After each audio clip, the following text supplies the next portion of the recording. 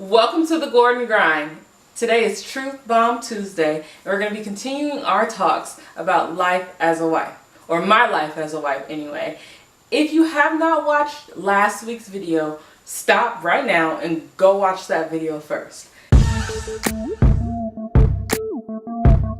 Are you stopping? Did you watch it? Go ahead. Okay, so I'm assuming you've all watched it and you've caught up and you're at this part 1 where I'm going to be talking about the very first misconception that I brought into my marriage about being a wife. So, independence. Let's talk about independence. I don't know if you're like me, but I was raised to be strong and independent. I was raised to go after my dreams and to not wait on anybody else and to not need anybody else. I was told that I should make myself strong enough to where I should want somebody but not need them. And that got me all the way through college, and then I got married and the crap hit the fan, y'all. Let me tell you guys a story about how I thought I was supposed to be independent in this relationship. So, we first moved here in Dallas and I just graduated from college. Kenneth had transferred his job down here and I was looking for work. I became a full-time stay-at-home mom. No income coming in from me. From my side of the house. I have been working since I was 14 years old, y'all. And it was so hard for the very first time to not have my own money.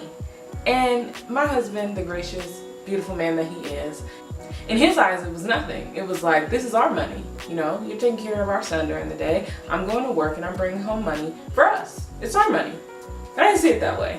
I saw it as, he's going to work every day, making money, and paying the bills, and I'm not contributing. And it drove me mad. I mean, so far to the point, and this is how crazy I was, y'all. So far to the point where I was like, oh my God, I need tampons. How am I gonna get tampons? I don't have any money to get tampons. That's the independent stubbornness in me. There's a difference between being independent and happy and cohesive and, you know, knowing when to lean on your partner, and being independent and stubborn. I was independent and stubborn, okay? I didn't want to ask him for tampons. I didn't want to ask him for my special soap that I like. I didn't want to ask him for specialty things. So I was living off bare minimum, y'all. Like, I wasn't getting my hair done, wasn't getting my nails done, wasn't getting nothing done. And this was before I was natural. Y'all, this is before I was natural and doing my own thing up here. But I would, like, my pride was so much in the way that I couldn't even ask him to help me with necessities. Because I was determined to not rack up debt. And not debt that I would have to pay him back necessarily, but like debt that maybe that he could hold over my head one day and say, well, I did do this for you, or I did do that for you. And that was something from my past that I was projecting on my husband, because I've had that done to me from other family members. So I brought that into my relationship, and I just assumed that he would do the same thing. Like, nope, I'm not even gonna rack up that debt. It's not worth it. I'm gonna stay independent, and if I can't afford it myself, then I'm not gonna get it. Y'all, so this went on all the way through engagement and marriage. And finally, my husband, he took me out to this nice dinner, took me to this nice hotel. Like, I mean, we had a really good time. And in the back of my head, I'm thinking, oh my God, this is expensive. Oh my God, like, why is he spending all this money? And I know, y'all. And I asked him, I said, oh my God, where's this money coming from? Like, how are you spending this money? And he's like, dang, just let me be a man. Just let me do something for you. Just let me take care of you. Let me be your husband. And any of y'all who know my husband know that he's very mild-mannered. He's very goofy. So for him to be that serious and to be that, like, upset with me is very rare. Okay? Very, very rare. But it took that for me to understand that I can be independent in some things. Like, I can have my own passion. I can have my own hobbies. I can, you know, go out with my girls and do my own thing. And I can have that, you know, that type of independence. But I cannot be independent in this marriage, in this partnership. I cannot be like, what I'm bringing in and what you're bringing in and what I'm doing and what you're doing in regards to our marriage. And it took me a long time to separate the two, okay? it took me a very long time because I thought in my head that independence was independence. There was no different sectors between independence. Either you're independent or you're not. Either you know how to take care of yourself or you don't. That's how my mind worked. I had all these boxes. And my husband came through and destroyed all those boxes. And he gave me one box with him in it and my son in it. And he said, come live with us in this box. And it took, I'm not gonna lie to y'all, it took a while for me to get used to it. It took a while for me to let my husband be my husband, if that makes sense. For him to be my partner.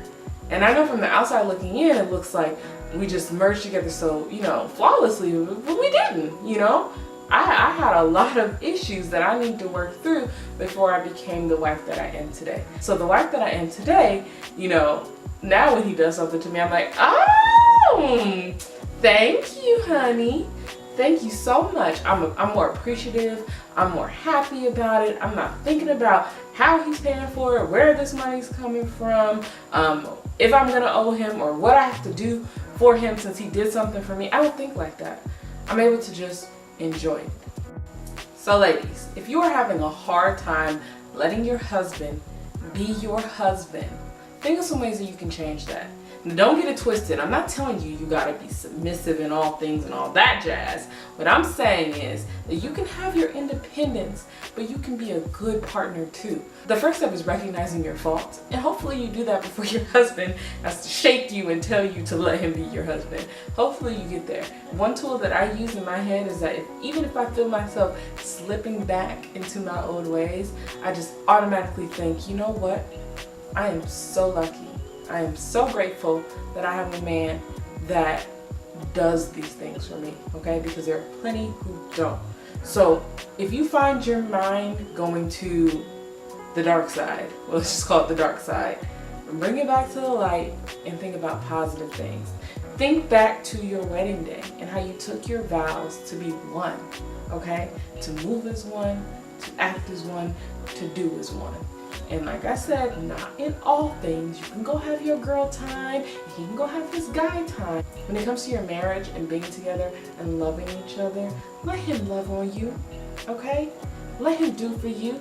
And it's okay for, ladies, it's okay for you to do for him too, okay? Valentine's Day ain't just for you. Christmas ain't just for you. Do for him too. Because men like that too. Men like to be spoiled. Men like for you to pay for their haircut. There are some men who will pay for you to get your nails done, your hair done, your toes done, all that jazz. But you don't do nothing for them. You can't do that, okay? You gotta, it takes two. It really does. Okay, ladies, so I'm trying to keep this under 10 minutes. So if you have any questions or if you want to keep the conversation going, go ahead and comment below. Make sure that you hit the like button. Make sure you hit subscribe. Don't just watch. Subscribe. And make sure you hit the bell to get alerts. That's all I have for you tonight. Remember to subscribe and to stay on your grind. All right, I'm out, y'all. Have a great week.